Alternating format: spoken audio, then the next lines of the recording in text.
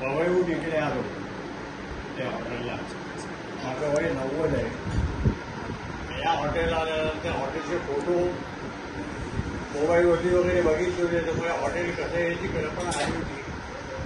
पण हॉटेलमधली माणसं कशी मॅनेज करणारी हे माहीत नव्हतं. इथे आल्यानंतर ते कळलं आणि हॉटेलपेक्षा मॅनेज करणारी माणसं जास्त उत्तम आहे हा अनुभव आला. 5 स्टार हॉटेलमध्ये सगळीकडे फूड सारखंच असतं. Same type of gravy, same type of हे नाव फक्त नाही आलं. पण इथे आम्हाला 5 स्टार हॉटेलमध्ये घरगुती फूड मिळालं की आम्ही जसे घरी जेवतो.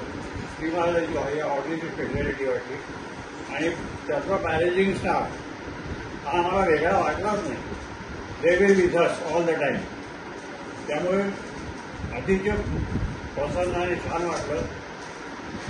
तुम्ही चेंज म्हणून जाता बाहेर 3-4 दिवस चेंज रोजचं रुटीन नको चेंज म्हणून जाता. तर चेंज म्हणून गेल्यानंतर तिथला ॲटमॉस्फिअर आणि हे सगळं तो खरोखरी चेंज होतो.